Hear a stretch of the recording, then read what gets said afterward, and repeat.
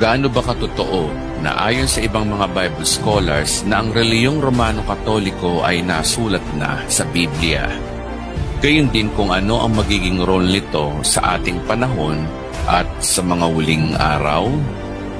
Ngayon ang tanong, paano nila nabuo ang theory na ito? Ito ba ay biblical? Kaya samahan niyo ako sa loob ng 21 episodes sa pag-aaral natin kung gaano ba kabiblikal ito. Sa tulong ng Diyos at sa banal na Espiritu, himay-himayin natin ang pag-aaral na ito.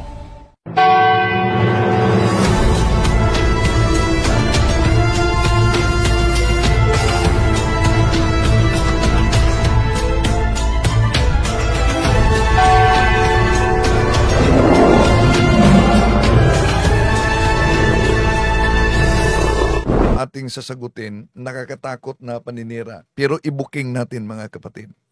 Dahil gumagamit siya ng aklat ni Ralph Woodrow. At iyon talaga ang ginagamit na parang pangalawang Biblia sa mga anti-Katoliko laban sa simbahang Katoliko. Pero alam nyo ba, o baka ngayon lang ninyo nalaman, na si Ralph Woodrow ay kaniyang may inilabas siya na pahayag kaugnay sa naturang aklat. Opisyal pinablis talaga niya. Binawi niya ang nakasulat sa kaniyang aklat. Ulitin ko ha, na ginamit nitong anti-Katoliko yung aklat na Babylon Mystery Religion by Ralph Woodrow. Alam nyo, binawi na ni Ralph Woodrow. May inilabas siya sa kanyang website na yung akusasyon niya sa laban sa simbahang Katoliko ay binawi niya. Pero ginagamit ito ng Iglesia ni Cristo, Seventh-day Adventist, lalo na sa Saksi ni Jehovah laban sa simbahang Katoliko. Napansin niyo ba mga kapatid? Ang Satanic Church, di iyan binanata ng Iglesia ni Cristo, ng Seventh-day Adventist, ng Saksi ni Jehovah. Sila ay nagkaisa sa simbahang Katoliko. Di ba? Ang Islam, na yung mga balik Islam, grabe ang banat sa pananampalataya ng Kristyanismo. Pero yung Seventh-day Adventist, yung grupo ng Iglesia ni Cristo, grupo ng Saksi ni Jehovah, di din binanatan nila. Katoliko talaga ang kanilang binanatan. Bakit? Dahil alam niyo na, ang Katoliko ay nasa katotohanan, tunay na iglesia. At Juan 8:44, si Satanas ay ama ng kasinungalingan, kaya galit ang lahat ng mga sinungaling sa tunay na iglesia dahil dala niya ang katotohanan. Ito ang ating tatalakayin, isa-isahin natin, himay-himayin din natin. Baka sa narrator nito ay di pa niya alam na nag-recount na, binawi na sa author yung aklat na kaniyang isinulat laban sa simbahang Katoliko. Kung alaman niya, pero patuloy niyang ginagamit para sa paninira ng simbahang Katoliko, ibig sabihin, isa lang ang dahilan. Nagbulag-bulagan para makahikayat ng mga inosenteng miyembro na kaanib sa simbahang Katoliko. Tatalakayin natin ito. Di po natin layunin na saktan ang damdamin sa mga kapatid natin sa ibayong pananampalataya. Pero dapat sagutin natin itong mga propaganda nila laban sa atin. Dahil alam nyo, ang kasinungalingan, pag ito'y palaging inulit-ulit, magmukha talagang parang katotohanan lalo na sa ating mga kapatid na kulang ang kaalaman. So mapansin ninyo, Katoliko lang talaga ang pinagtutulong-tulungan kahit sa Satanic Church, ang kanilang tuligsa laban sa pananampalatayang Katoliko, Katoliko talaga, no? Eto, common ito na tuligsa sa mga anti-katoliko, nakasulat ito sa aklat mismo ni Ralph Woodrow, no? Pero alam niyo ba mga kapatid, baka ngayon lang niyo nalaman na itong paboritong aklat ng mga anti-katoliko laban sa simbahang katoliko na ang may akda ay si Ralph Woodrow, ay kanya nang nerekant ang kanyang pahayag laban sa simbahang katoliko at nagka-publish yan sa kanyang website, no? Ating sisilipin dahil ito ang ginagamit na document. At tandaan niyo, si Ralph Woodrow ay isang born again. So ang born again, itong mga Seventh-day Adventist, Iglesia ni Cristo, nangungupya sa theory ha, it needs to be proven sa born again.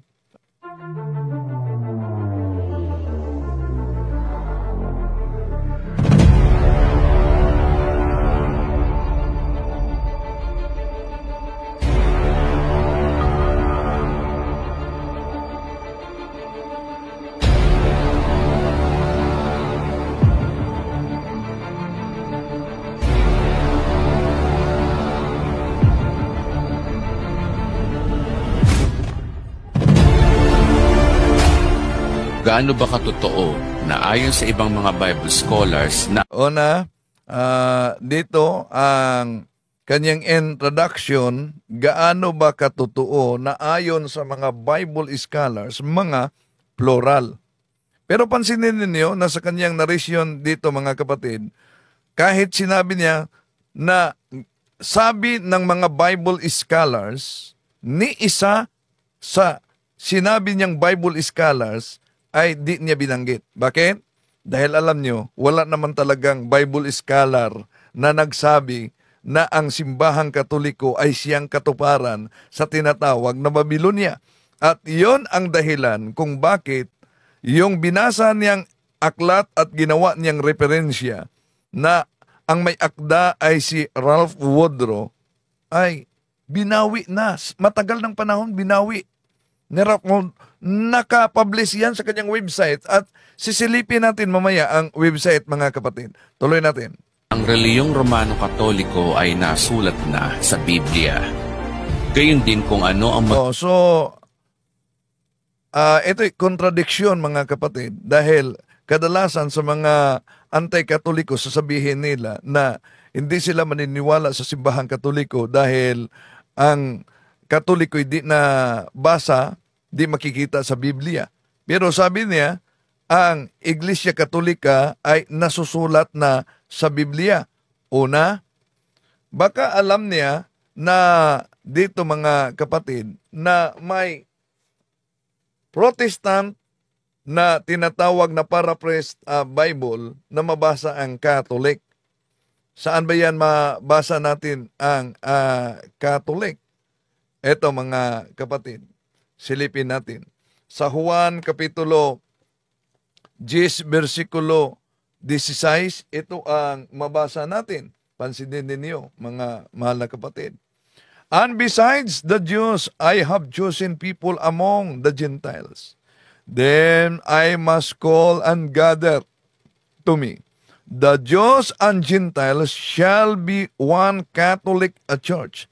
Under me, their only universal head and shepherd. Ito po ang salin dahil gusto nila letra por letra na mabasa sa Biblia. At meron pang iba pang mabasa natin, mga mahal na kapatid. Ituloy muna natin. Magiging role nito sa ating panahon at sa mga huling araw. Ngayon ang tanong, paano nila nabuo ang theory na ito? So paano umano nabuo nila ang theory na ito? So, kung sasabihin mong theory, ibig sabihin na ang pinagbatayan niya, theory, it needs to be proven, hindi facts. Theory lang. Buti alam niya. Pero ang tanong, kung ginagamit niya ang aklat ni Ralph Woodrow na ang pamagat Babylon Mystery Religion, dahil ito talaga ang kanyang ginagamit at binanggit. So, tuloy natin mga kapatid, itong anti-Catholic. Ito ba ay biblical? Kaya samahan niyo ako sa loob ng 21 episodes sa pag-aaral na. So may mga 21. Sa channel na ito, ang Katoliko talaga ang binanatan. Di ba kayo nagtaka? Halimbawa, may Islam. Grabe ang banat nila sa simbahang Katoliko at sa mga Kristiyano. Pero, Iglesia ni Manalo, Seventh-day Adventist, di talaga nila tinitira ang Islam. Bakit? Dahil pareho silang tatag lamang ng tao. Ang Islam tatag ni Muhammad, 622. Pero napansin ninyo na ang banat sa iba't ibang sikta, mga kapatid, sa simbahang Katoliko, mula sa Santo Papa hanggang sa mga miyembro, di nyo marinig na may mga anti-katolikong binanata nila ang nagtatag sa simbahang Katoliko. Di ba? Napansin nyo? Bakit?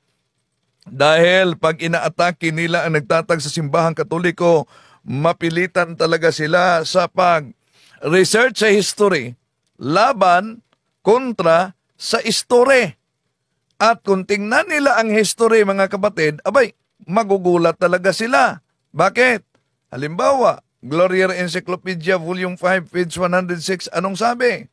Catholic Church, Greek Catholicos Universal, term generally applied to the divine society founded by Jesus Christ and endowed with outpouring of the Holy Ghost on the day of Pentecost. Dagdag pa, the New Webster's Dictionary, International Edition, page 155, Catholic, the original Christian church before the schism between the East and West, the Roman or the Western church after the schism and before Reformation. Dagdag pa, sa Encyclopedia of the World Religions, page 392, Roman Catholicism is universal into senses.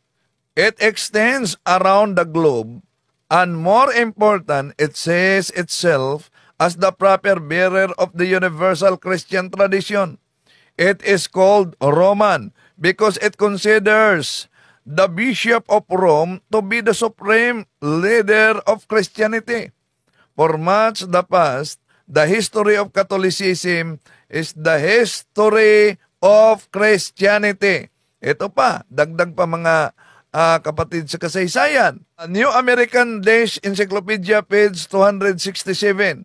Catholic Church, the community of Christian believers, a society founded by Christ. It is one Holy, Catholic, and Apostolic. Kaya dito mapansin ninyo na ang mga anti-Catholic, di talaga nila inaatake yung nagtatag sa simbahang Katoliko. Bakit? Dahil kung kanilang tutuligsain ang nagtatag sa simbahang Katoliko, mapilitan sila sa pag-research sa mga history versus sa kanilang history. Tuloy natin. Kung gaano ba kabiblikal ito, sa tulong ng Diyos at sa banal na Espiritu, himay-himayin natin ang pag-aaral na ito.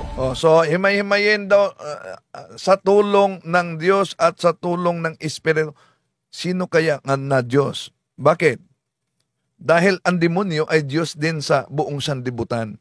Bakit ang demonyo ay Diyos sa buong sanlibutan? Maraming mga tao na pumipili sa gawain ng demonyo. Halimbawa, yung pagyakap sa siktang mali, yung pagyakap sa ibang pananampalataya, malinaw yan ang sinabi sa 2 Korinto Kapitulo 11, versikulo 12 hanggang 15. Gawa yan ng demonyo at tinatawag yan na Antikristo sa unang Juan 2:18-19. Lalo na ang mga humihiwalay sa pananampalataya. Bakit? Ang ginamit niyang referensya, nagiging diferensya, ang aklat ni Ralph Woodrow. Imposible naman kung ang vlogger na ito, mga kapatid, ay di niya alam na ang aklat na Babylon Mystery Religion written by Ralph Woodrow ay klarong-klaro, ipakita natin mamaya, nasa kanyang website na yan. Alam nyo ba kung ano ang makita, mga kapatid? Diyan mismo sa website ni Ralph Woodrow, ang kaniyang pagbawi sa pahayag sa kanyang banat sa pananampalataya ng simbahang Katoliko, binawi niya. Pero ginamit pa rin ng mga anti-Katoliko. See? Oh, imposible kung hindi sila updated. Kung updated man, pilit talagang ginagamit at nagbulag-bulagan lang kahit binawi na. Tuloy natin.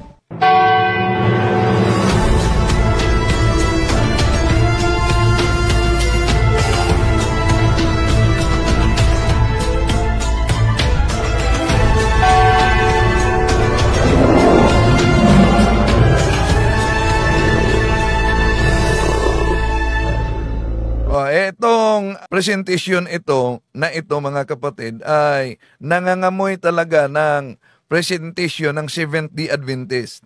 Yun talaga ang banat na mga Seventh-day Adventist sa pananampalataya ng Simbahang Katoliko. Ito ang channel, The Bride of Christ TV. At sinabi niya, sa Biblia daw umano, yung Bride of Christ, yung ang babae na binanggit sa Biblia. At yun ay iglesia. At yung iglesia na yan ay magiging Babylonia. O pagkatapos, The Bride of Christ TV, di, magiging Babylonia sila. Iyon ang laman sa kanyang pagtalakay dito mga kapatid.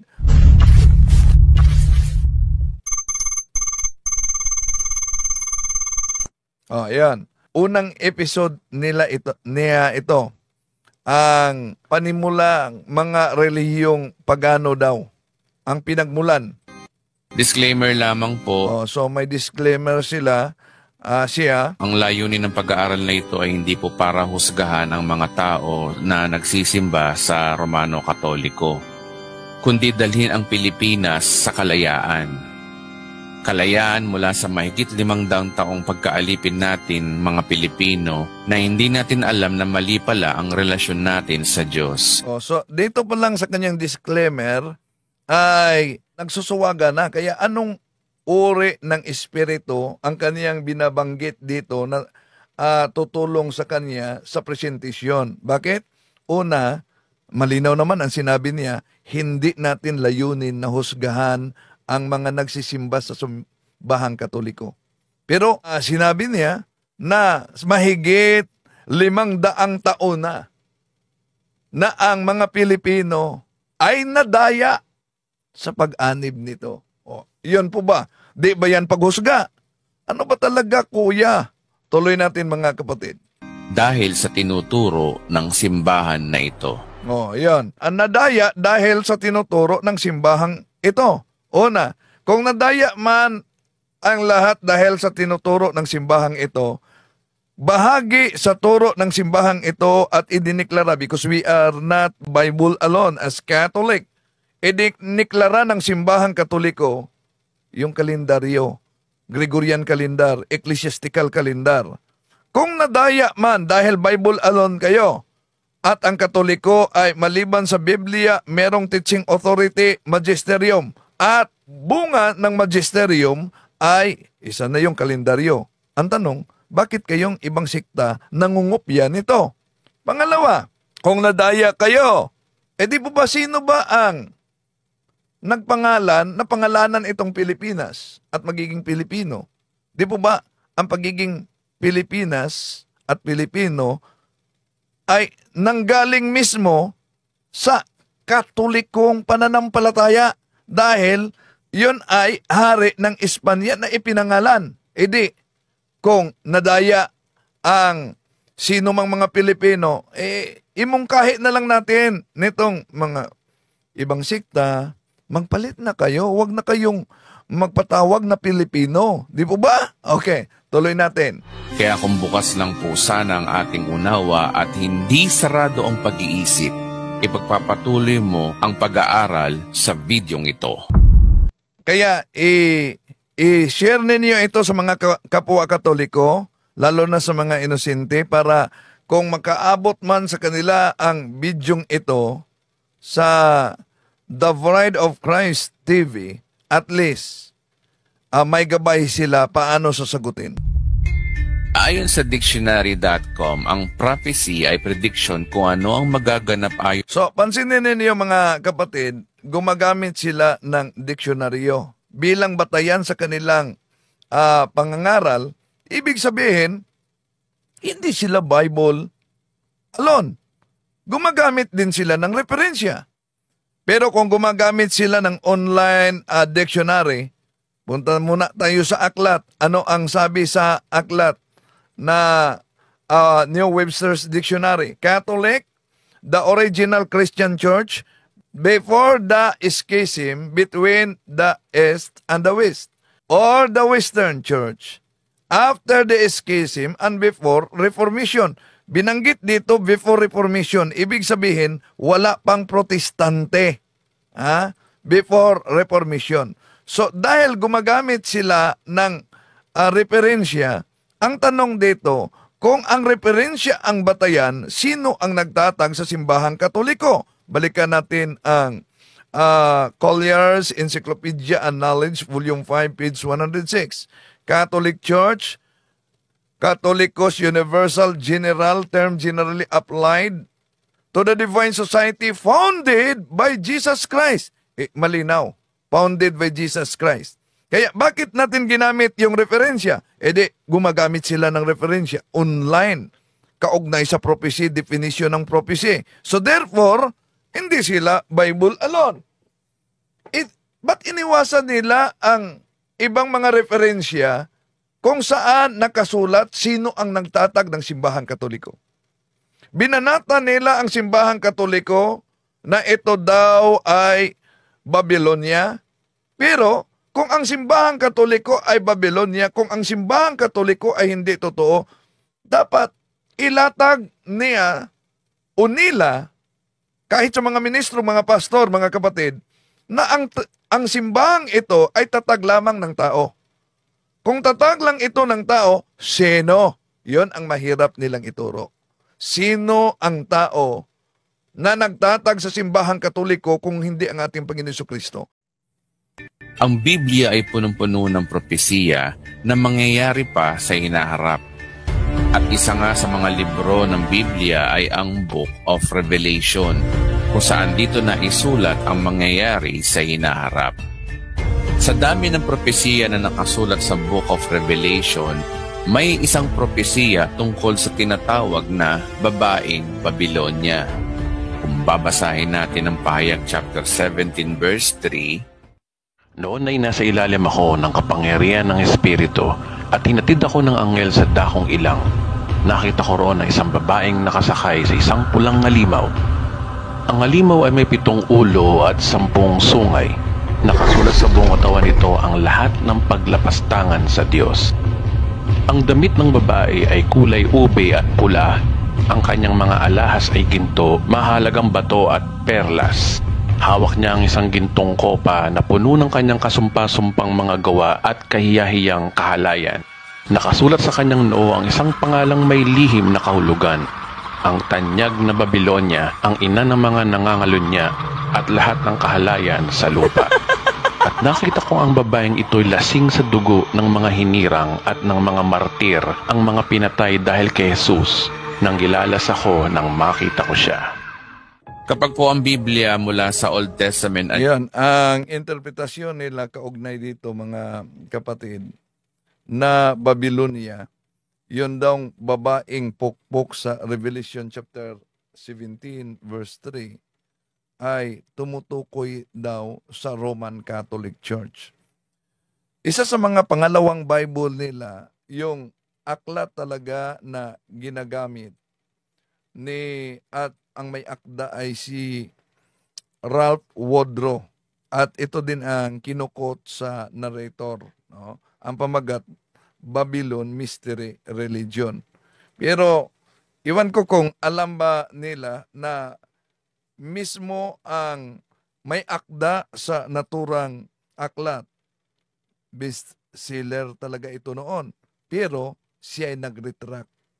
At ang kanyang retraction laban sa simbahang Katoliko sa aklat na ito ay naka-publish na sa kanyang, mamaya sisilipin natin mga kapatid. Pero ang tanong, because Bible must be interpreted according to the context in which it emerged, ang Romano Katoliko ba ang tinutukoy na babaeng pukpok sa Revelation 17:3? Kaya, Tingnan natin ito base sa konteksto, mga kapatid, sa Biblia. Una, tingnan muna natin ang nakasulat sa Pahayag, Kapitulo 17:1, ituloy sa 6. And then, ituloy natin sa Pahayag 9:12. Ano po ba ang nakasulat? Kung mapansin ninyo, ito po ang nakasulat sa naturang Biblia. Ito ang nakasulat.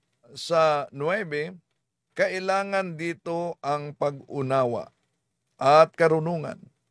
Ang 7 ulo ay ang 7 burol na kinauupuan ng babae. Ang mga ito rin ay 7 hari. Bumagsak na ang 5 sa kanila. Naghahari pa ang isa. At ang huli ay hindi pa dumarating. Pagdating niya, sandali lamang siyang maghahari. At ang halimaw nabuhay noong una, ngunit ngayon wala na, ay isa sa 7 hari na siyang magiging ikawalo. Siya ay patungo sa kapahamakan. Sa 12, ang 10 sungay na nakita mo ay ang 10 hari. Hindi pa naghahari, ngunit binibigyan sila ng kapangyarihang maghahari kasama ng halimaw sa loob ng 1 oras. Kung ibalik natin, mga kapatid, ang interpretasyon ng Seventh-day Adventist, itong halimaw, walang iba daw kundi ang Papa sa Roma. Pero alam nyo ba na nagkukontrahan dahil itong pahayag na ito, sinalungat naman ng isang mangangaral ng Seventh-day Adventist. Ito. As Seventh-day Adventists, we traditionally believe that when Revelation 13:18 says, "Count the number of the beast, for it is the number of a man, and his number is 666," that this man represents the Pope, and the number of his name is Vicarious Filii Dei, or Vicar of the Son of God. Well, in this 2-part series, you're going to see that this man is not the Pope, and his name is not Vicarious Filii Dei. Seventh-day Adventist yan. Sinabi na ang halimaw hindi daw ang Papa at ang pangalan niya hindi daw ang Vicarious Filii Dei. Ngayon, balikan natin itong narration sa Bride of Christ channel na kahawig talaga ang doktrina sa Seventh-day Adventist. Ito ang paliwanag niya sa babae. Taliwas naman sa nakasulat sa Biblia. Bakit? New Testament, nababanggit ang simbolo na babae. Ito ay grupo ng mga mananampalataya sa ating Diyos. Mga mananampalataya sa tunay na Diyos. So di niya napansin, mga kapatid, na ang babae daw na tinutukoy dito ay mananampalataya sa tunay na Diyos. Pagkatapos, sinabi niya na ang babaeng ito ay ang Roman Catholic Church. At ang Roman Catholic Church ay siyang tinutukoy na babaeng pukpok daw. So, nagkukontrahan na, di ba ba? Sabi, ang babaeng ito ay mananampalataya daw sa tunay na Diyos. Ibalik natin ha, nagkukontrahan talaga ang paliwanag nila. Sa madaling salita, kapag simbolong babae, ito ay isang religion o Basta babae, ito daw ay isang religion.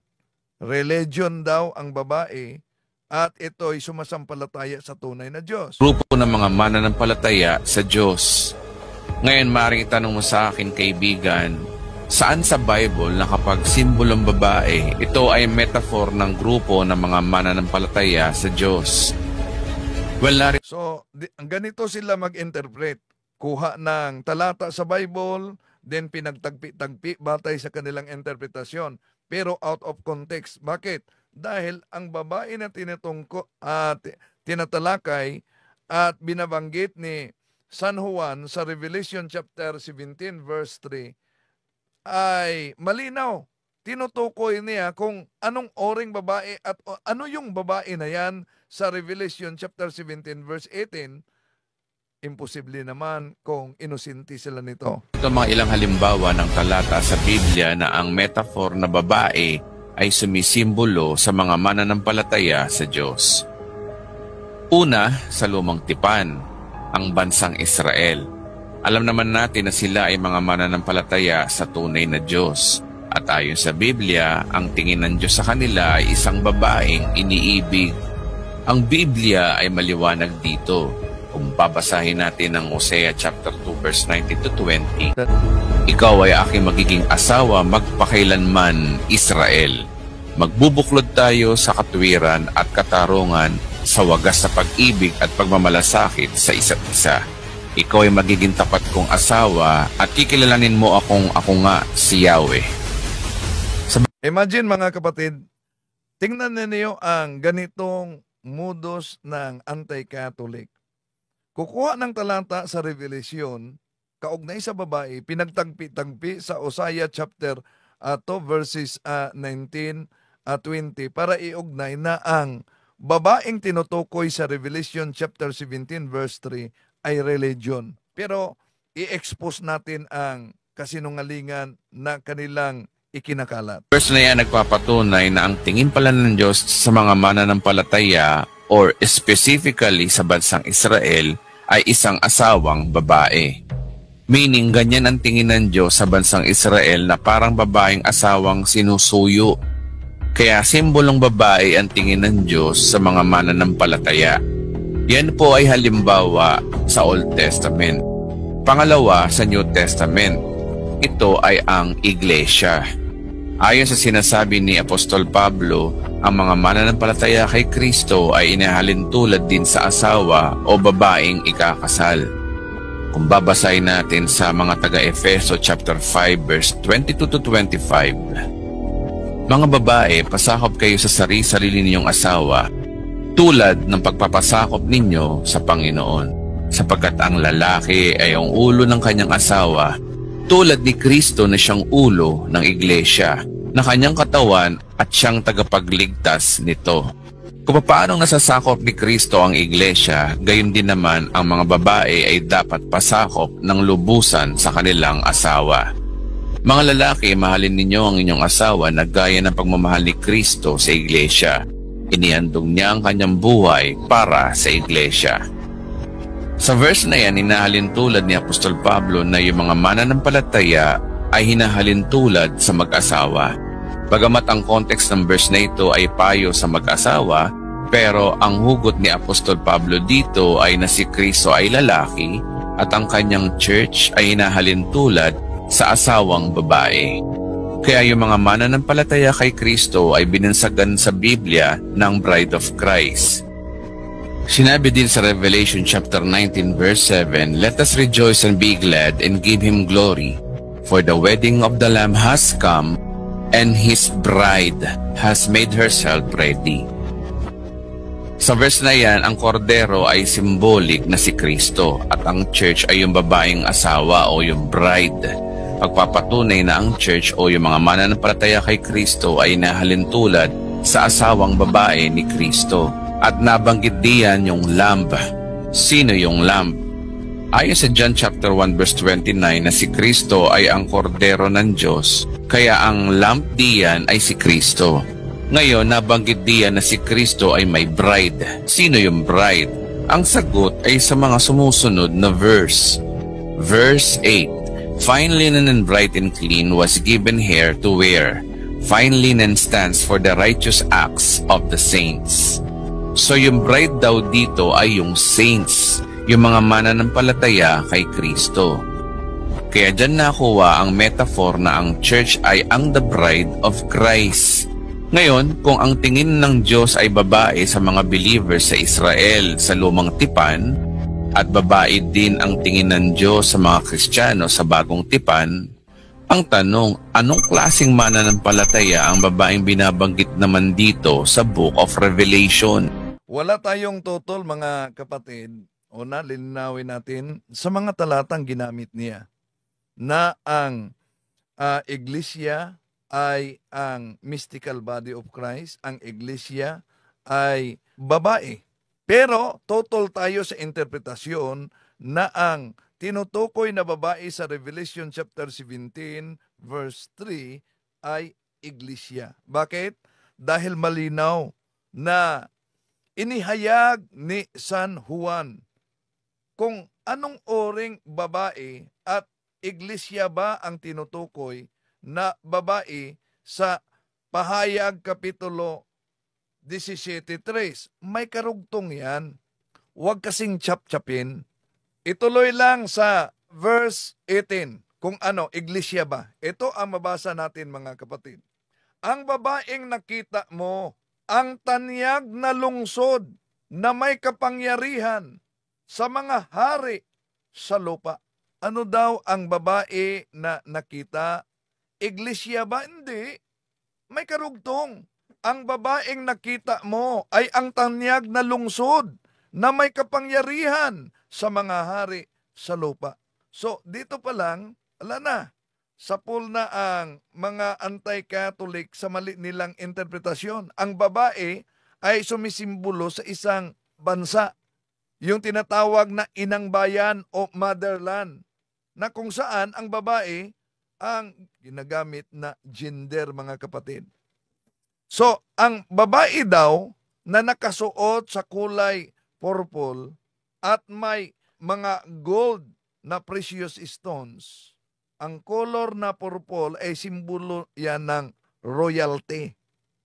At kung tingnan natin, Bible must be interpreted according to the context in which it emerged.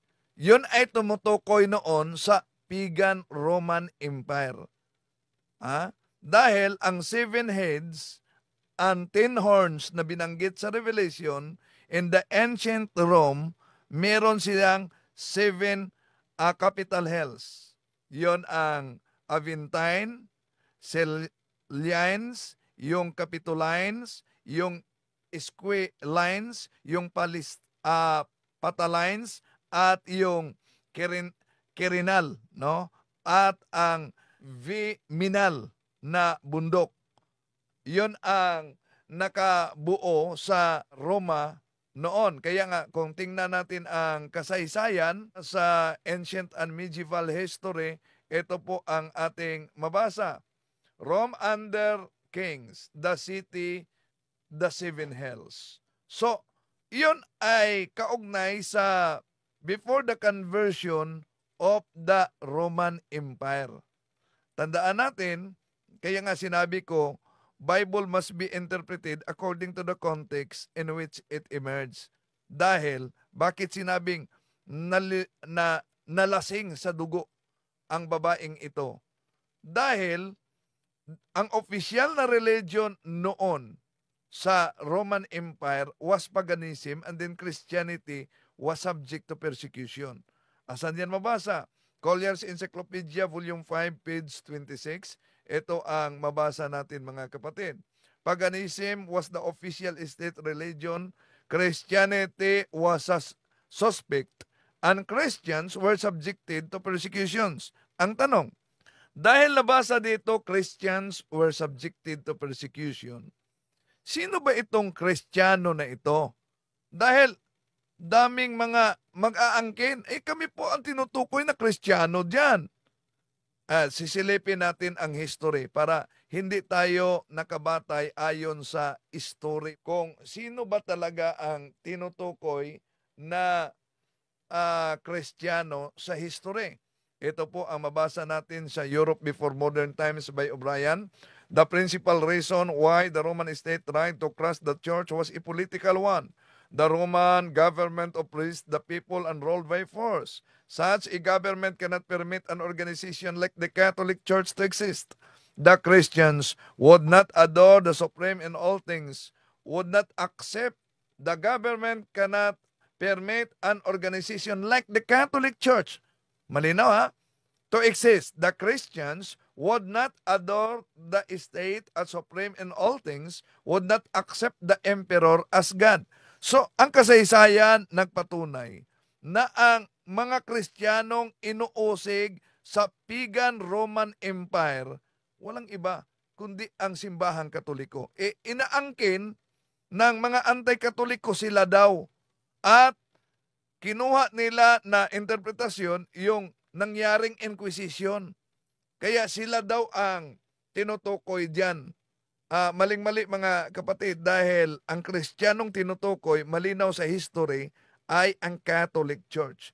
Kaya nga, kung tingnan natin ang kasaysayan, sa mga taon na ginawa ang mahigpit na persecution, o tingnan ninyo ang kasaysayan, mga Katolikong mga santo ang nagiging martir dito. Sa panahon ni Emperador Cesar Nero, sa taong 64-68, si San Pedro at San Pablo, sa panahon ni Domitian, sa taong 95-96, itinapon sa Patmos si San Juan, at sa panahon ni Trajan, sa taong 106, wala pang protestante dito. Sino ba mga namartir? Sila si Santo Clemente, Eberistos, Alexander, mga santo papa ng simbahang Katoliko yan. Sa panahon ni Marcos Aurelius, o sino ang napatay? Sila si Santo Policarpio sa Esmerna, Santo Justin de Martir, Santa Cecilia. Sa pagdating naman ni Septimius Severus, ang daming napatay din, at isa na si Irenaeus, Bishop of Lyons. Sa panahon naman ni Maxim, daming mga Kristiyanos ang inuusig at pinatay. Sa panahon ni Decius, grabe din, tinotorture at inuusig, naging martir si Santa Agata. Sa taong 257, sino napatay? Ang Santo Papa na si Saint Sixtus at ang diakono na si Saint Lorenzo, Saint Lawrence. Sa panahon ni Aurelian, sa taong 274, sino napatay? Malinaw na mga Kristiyano din. At sa panahon ni Diocletian, sa taong 303-305, sino napatay? Mga santo ng simbahang Katoliko.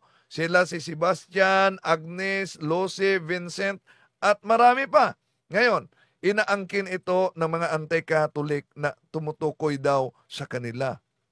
Aber, sinong kasama nila ang ituro nilang namatay at namartir sa taong 303 wala. Tayo lang mga kapatid, maliban na meron tayong unbroken line of succession, meron tayong unbroken line of succession sa mga kasama din na nagiging mga santo at mga martyrs. Tuloy natin. At kakaiba ito sa mga nakaraang babae. Sabi diyan, siya daw ay ina ng mga mangangulunya or prostitute ang tingin ng Diyos, pero babae pa rin siya. Isang maruming babae.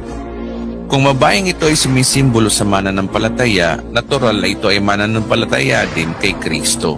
If we are using our common sense, this religion is a Christian religion. Remember, ang sabi niya, nabasa naman natin na tumutukoy yan sa lungsod, no? Pero ang interpretasyon ay Christian religion daw. Una, during the time of St. John, wala namang ibang Christian religion kundi ang simbahang Katoliko, dahil the word Catholic derived from Hebrews, Acts of the Apostles, chapter 9, verse 31, sa original Greek Bible in which the New Testament was written, nandyan ang Ecclesia Catholis. Tuloy natin. Panahon ni Juan ay panahon ng Kristyanismo. Wala na sa Old Testament. Kaya again, ang religion na ito ay isang Christian religion. Ang babaeng ito ay Christian religion. Well, dito na tayo magsisimula sa pagsusunog ng kilay para malaman natin ang katotohanan kung ano ang connect ng babae. So, imagine, ang anti-Catholic nagsusunog daw ng kilay para lang ipakalat itong propaganda laban sa simbahang Katolikong maling-mali na naman. Ang Babylonia sa Roman Catholic Church. Simulan natin yung sinasabi mismo ng Book of Revelation tungkol sa nakasulat sa noo ng babaeng ito. Ang sabi sa verse 5, nakasulat sa kanyang noo ang isang pangalang may lihim na kahulugan, ang tanyag na Babylonia, ang ina ng mga mangangalunya at ang mga kahalayan sa lupa. Yung nakasulat sa noo ang magbibigay sa atin ng clue kung sino ang babaeng ito. So, malinaw na iya'y tumutukoy sa pagan Roman Empire before the conversion of Emperor Constantine, mga kapatid. Bakit? Una, paano natin masabi na iyon ang ancient Roman o pagan Roman Empire before the conversion? Dahil tumutukoy, tinatawag yan na Babylon din noon. Bakit tinatawag na Babylon? Una, sa kasaysayan, the historical Babylon, mga kapatid, kung tandaan natin na ang mga propeta sa Old Testament, iya'y tumutukoy sa pagan supremacy na inuusig ang mga sumasampalataya at naniniwala sa Diyos. At giniba ang templo. At ang Roman Empire inherited that characters of the Babylon in the New Testament. Remember, they destroyed the Jerusalem temple in the year 70 Anno Domini, katuparan sa hula ng ating Panginoong Jesucristo, and persecuted the new God's people, the Christians. Kaya, di kayo magtaka na yung salitang Babylon is a code word for Rome na ginagamit ni San Pedro sa kanyang pagsulat. Bakit code word sa unang Pedro Kapitulo 5, versikulo 13? Dahil ang lahat ng mga aklat na secret scroll o yung mga scrolls na papasok at lalabas, dadaan yan sa authority ng Roman Empire. Binusisi yan para makita nila kung wala bang nagbabalak na rebellion sa kanilang imperyo. Kaya ginamit ni San Pedro ang code name ng Roma, Babylonia. Kaya nga kung tingnan natin sa footnote ng 1 Peter chapter 5 verse 13 sa Latin Vulgate Bible, ito ang mabasa natin, Babylonia. Ito ang Roma ng mga Caesar. So, code name talaga ang Babylonia sa Roman Empire before the conversion of Emperor Constantine. Ang babae diyan, hindi ang Christian religion. Walang binanggit sa kasaysayan na Christian religion ang babaeng tinutukoy. Kundi malinaw ang nakasulat, mga kapatid, ulitin natin, ano ang tinutukoy na babae sa Revelation chapter 17 verse 18? Ito ang mabasa natin. Ang babaeng nakita mo ay ang tanyag na lungsod na may kapangyarihan sa mga hari sa lupa. So, lungsod na may kapangyarihan na sa mga hari sa lupa. Kung tingnan natin sa English, sa King James Version, imposible naman inosente sila nito. Ito ang mabasa natin. And the woman which thou sawest is the great city which reigneth over the kings of the earth. So, syudad talaga, hindi iglesia. So dito pa lang, supalpal na ang interpretasyon ng mga anti-Catholic, mga kapatid. Kung tingnan natin ang mabasa sa Revelation chapter 17 verse 18, kung ano ba ang tinutukoy na babae, mga kapatid. Ito, mabasa natin. Woman, it is certainly a Rome that then reigned. It is certain that pagan imperial Rome was at that time the best on which the war sat. O see, ang babaeng patutot na nakaupo ay nakaupo sa paganong Roma. So hindi yung Kristiyanong Roma, dahil even during the time of St. Paul, dalawang ori ng mga tao na nasa Roma. Anong ori? Merong tinatawag na pagan people at merong mga tinatawag na Christian. Pero maliit pa lamang sa early pre-Constantinian period. Yun ang mabasa natin sa kasaysayan ayon sa New Encyclopedia Britannica, Volume 10, page 164. Roman Catholicism, a Christian church characterized by its uniform, highly developed doctrinal and organizational structure that traces its history to the apostles of Jesus Christ in the first century. Anno Domini, the history of the Roman Church in the early pre-Constantinian period is essentially that of a small sect composed of recruits attracted from the lower classes of the empire. So maliit pa lamang.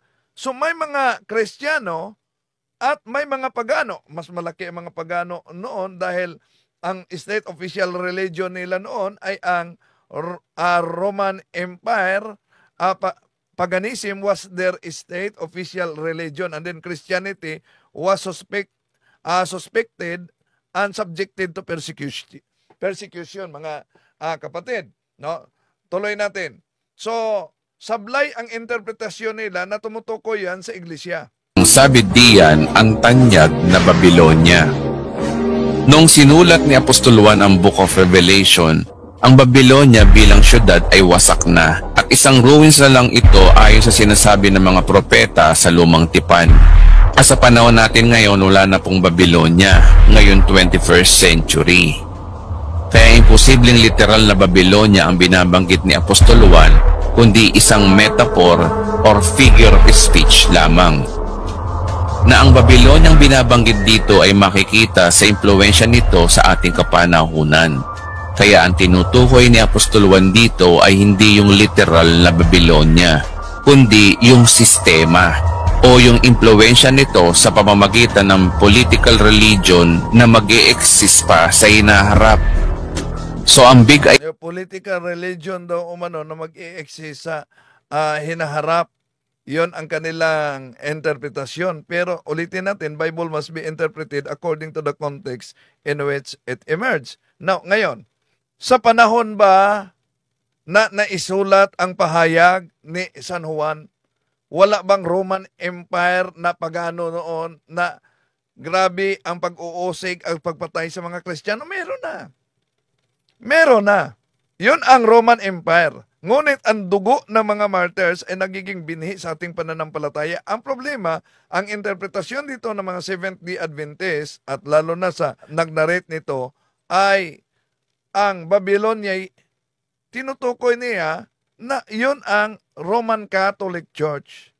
So, bago ninyo gigibain at wawasakin ang simbahang Katoliko sa mga propaganda, dapat ilatag ninyo kung ang Katoliko ay hindi tunay, therefore, ito'y tatag lamang ng tao. Kung ito'y tatag lamang ng tao, sinong tao ang nagtatag nito kung hindi ang ating Panginoon Jesucristo? Tuloy natin.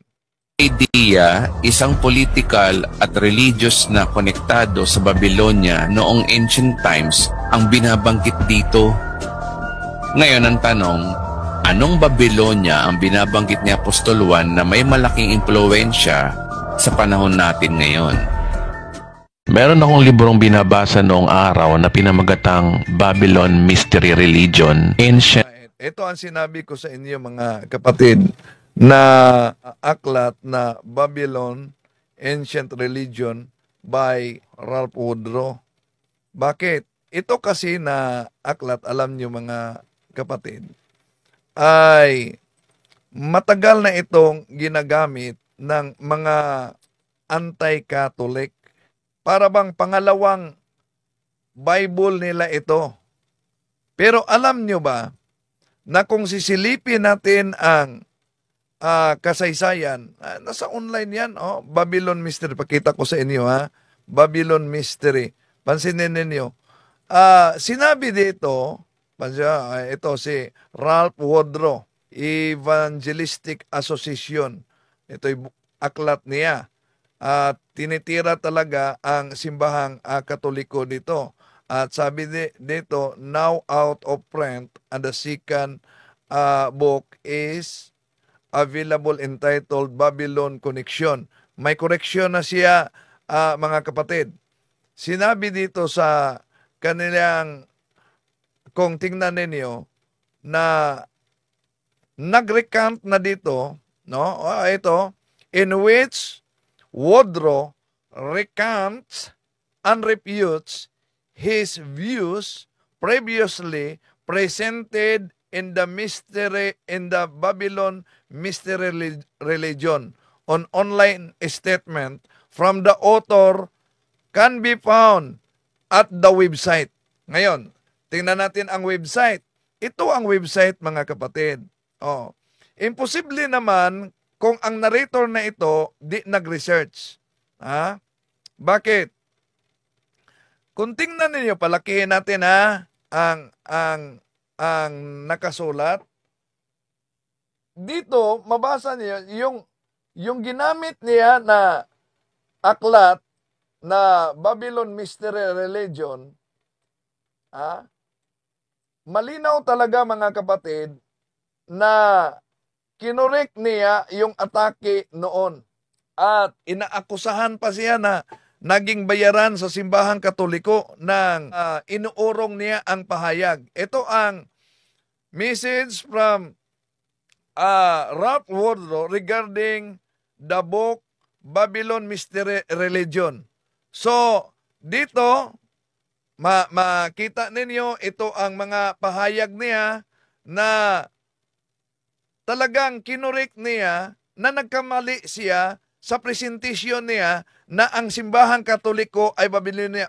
Pwede niyong tingnan sa online. Nasa online yan, mga kapatid. So, ang narrator na ito, diyan niyo makita na kulang siguro ng research na nag-recount na pala si Woodrow batay sa mabasa dito sa kanyang aklat.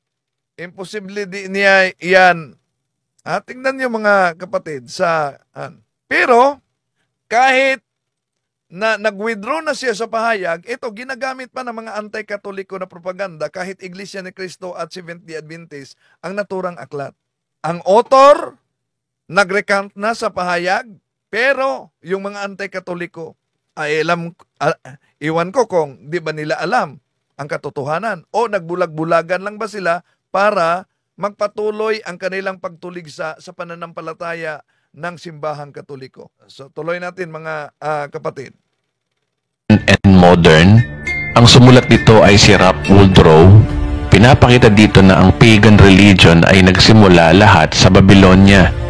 Ayon sa libro na ito, sa chapter 1 pa lang, pinapakita dito kung paano nagsimula ang pagan religion during back of time noong panahon ng Tore ni Babel.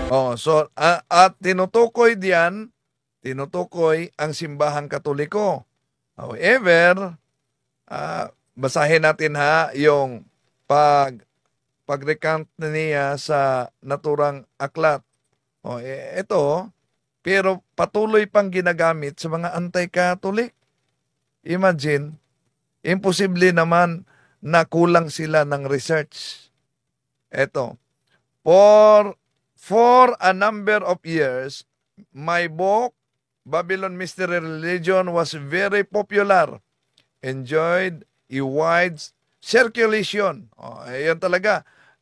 Nagiging pangalawa ito na aklat at Biblia ng mga anti-Catholic. Ito ang sabi niya. According to one rumor, the Catholics put so much pressure on me. I had a heart attack and almost died. Consequently, I recanted and wrote the other book. There is no truth of this. So si Woodrow na mismo, mga kapatid, ang nagpahayag dahil nang naglabas siya ng opisyal na pahayag na hindi pala ang simbahang Katoliko ang tinutukoy na Babylonia, sa Babylon Mystery Religion, meron ng mga fake news. At ito ang isa sa mga sinabi niya according to one of rumors. The Catholics put so much pressure on me. I had a heart attack and almost died. Consequently, I recanted and wrote the other book. There is no truth about this. So, malinaw yan, mga kapatid. Pero, sabi, kailan daw umano ang Katoliko nagiging pagano? Nung si Emperador Constantino ay nakipag-join sa simbahang Katoliko. Hinalo umano ni Emperador Constantino ang pagano at ang Kristyanismo. Mali po yan.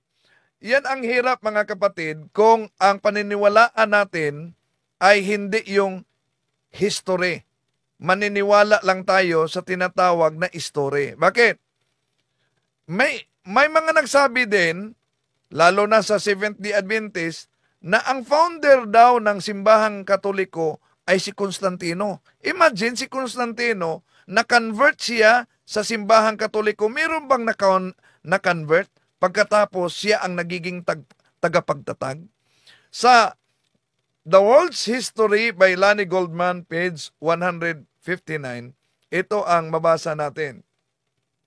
In 312 Anno Domini, the work of Christian missionaries was made Asia when the Roman Emperor joined the church, Constantine. He adopted Christianity and made Christianity the official religion of the Roman Empire. Gradually, temples of the old gods were closed and their lands given to the Christian churches. See, ayon sa kasaysayan, si Constantino na-convert sa simbahang Katoliko. Pero sa interpretasyon ng ibang mga sikta, si Constantino ay nagtatag sa simbahang Katoliko. Ang conversion ni Constantino ayon sa mga history, hindi ayon sa history, ito napakalumang history mga kapatid, ay ang tinatawag na Modern World by Beaton and Kaufman sa page 37. Ito po ang mabasa natin. Kung pansinin ninyo, the victory of Christianity.